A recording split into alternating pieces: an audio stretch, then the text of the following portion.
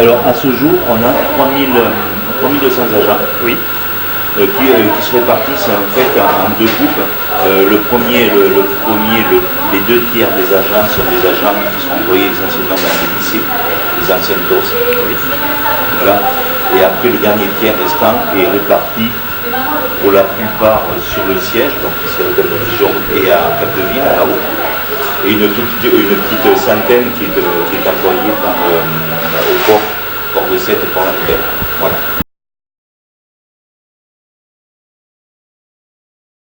Alors, impact sur l'emploi, bien évidemment, on fait tout pour l'éviter. Nous, notre souhait, c'est qu'on puisse pérenniser la totalité des emplois sur les deux sites que sont Toulouse et Montpellier dans le cadre de la fusion. Parce qu'il faut penser aussi à nos collègues de Toulouse. Il n'y a pas que Montpellier qui risque d'être impacté.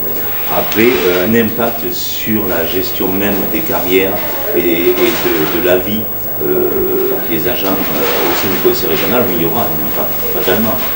Parce après, le problème qu'on a dans cette affaire-là, c'est qu'on ne connaît pas et on ne sait pas comment va être organisée la future grande région. On ne le sait pas. Non, on n'a aucun élément à ce jour qui peut nous faire dire que telle ou telle organisation va être mise en place. On peut, effectivement, on pourrait penser qu'il y ait une organisation qui colle au plus près de l'organisation qu'a mis en place l'État dans cette organisation des services régionaux. Si c'était le cas, il y aura fatalement un impact sur le personnel à la région d'Angleterre, à Montpellier.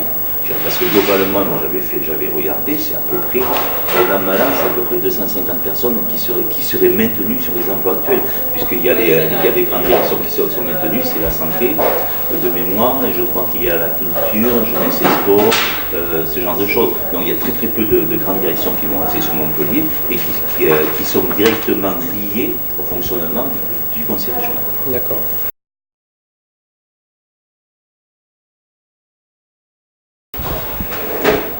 C'est pas si simple que ça. Là, en principe, un fonctionnaire pour sa mobilité d'une collectivité à une autre, oui, on ne peut pas l'obliger, c'est lui seul qui décide. C'est l'agent qui en fait la demande. Donc, maintenant, là, il faut quand même voir une chose, c'est qu'on est dans le cadre d'une collectivité unique, avec deux sites de fonctionnement qui sont Montpellier et Toulouse. Oui.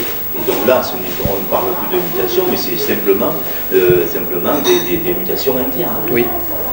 Et là, on pourrait envisager que l'autorité puisse obliger telle ou telle personne à rejoindre ainsi le site de Toulouse, à rejoindre le site de Montpellier.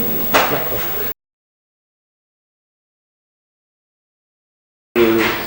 Alors, une certitude, c'est qu'il ne pourra très certainement plus servir pour la réunion du futur conseil régional, puisque à 158 élus, ça va être très compliqué. Il n'est pas adapté pour cela, il n'a pas été prévu pour ce nombre d'élus. Donc ça, c'est une certitude. Après, il peut toujours rester un siège administratif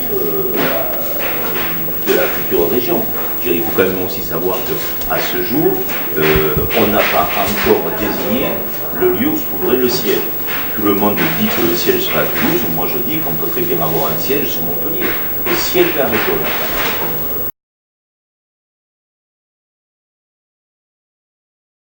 En fait, la charte que j'ai envoyée moi à l'ensemble des candidats, elle reprend l'ensemble des points que nous on souhaite voir appliqués dès la mise en place de la nouvelle administration.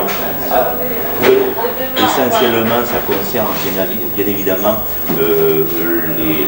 la vie et le maintien des avantages des agents, à savoir régime indemnitaire, temps de travail, pas de mobilité forcée, une répartition équilibrée des agents et des grandes directions fonctionnelles ou support entre Toulouse et Montpellier. C'est la seule façon de pérenniser les emplois sur le site. Voilà, et l'inquiétude aujourd'hui des agents est très claire. C'est demain, je ne sais pas où est mon avenir professionnel. Je ne le sais pas, je connais rien. J'ai aucune information qui m'est donnée. Donc, après, il faut essayer de les rassurer.